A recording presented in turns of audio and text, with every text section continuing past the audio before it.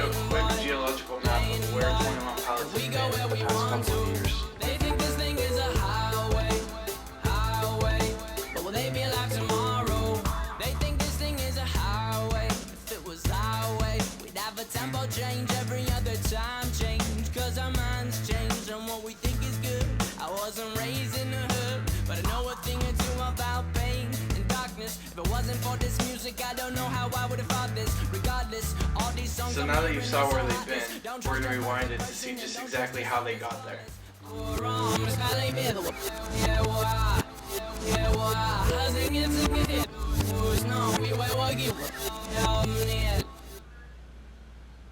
Alright guys, how you doing today?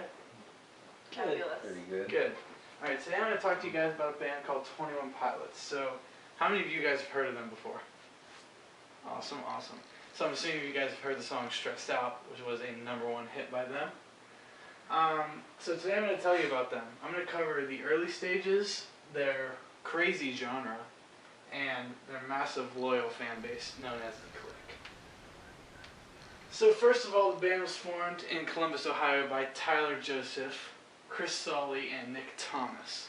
They played for about a year when Solly and Thomas decided they were going to leave the band, stranding Tyler Joseph alone.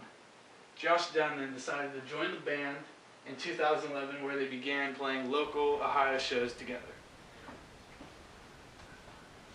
So what they would do is on the weekends they would travel as far as possible to play shows before they had to return home for their jobs. This gave them great opportunity and allowed them to connect with a lot of fans, but they also played a lot of shows for nobody, which kind of sucks, but it's something you have to do to become a local band. I watched an interview where Tyler and Josh talked about how they used to go door to door selling tickets for their shows to all their fans. And then once that became too much, they would meet at their local Chick-fil-A and sell the tickets, which is kind of cool to see where they are now. So why are they special? Well, the first thing is they're weird guys. And they're really likable guys. They're funny, they're smart, and they write about some deep stuff.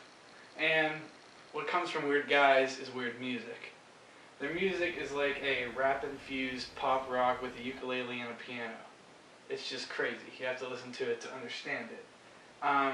They easily relate to their fans, they write about real things, and they appeal to so many different people that their opportunities for success are endless.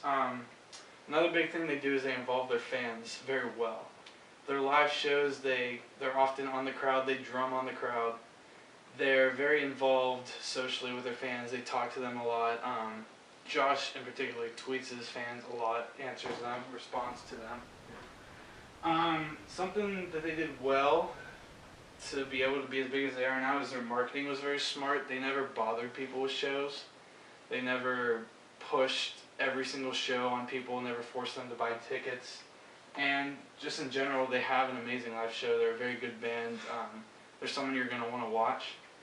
With being a band like that, you can always draw more people and get more people to talk about you, which is a big thing for them. They had so many people talking about them that it was just inevitable that the industry was going to hear about them.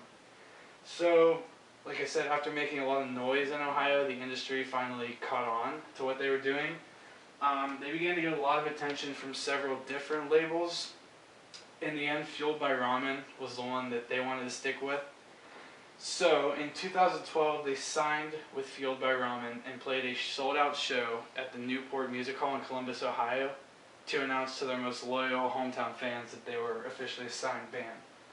After that, the tours began pretty rapidly, and they began recording their first album, well, their first major release album, Vessel, in 2012.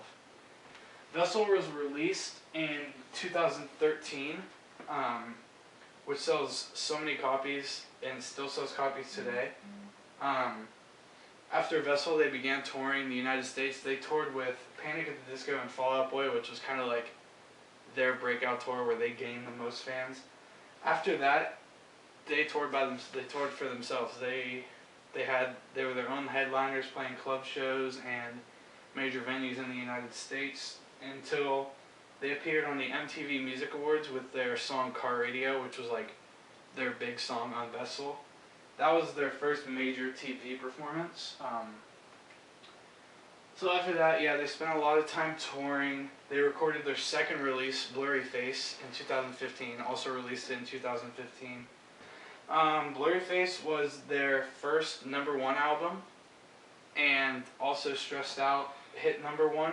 It was their biggest song they've ever released. It's still popular on the radio all the time today. I'm sure you've heard it before. With that song being released, their traction is growing stronger and stronger every day. There's not many people who haven't heard the song Stressed Out. You might think you haven't heard it, but I guarantee you've heard it. It's pretty good. So what they're doing now is currently they're overseas touring in Japan, Europe, all those good places. And then soon they're going to be heading over to the United States to go on an arena tour, which is going to be insane. They sold out Madison Square Garden twice, 2 nights in a row. So I'm very excited for that. So in conclusion, today I told you about 21 Pilots Rise, how they became so popular as they are today. With sold out international dates and the arena tour I just talked about coming up, there's no way they're slowing down anytime soon. Hopefully coming out with another album very soon that's going to chart top them again.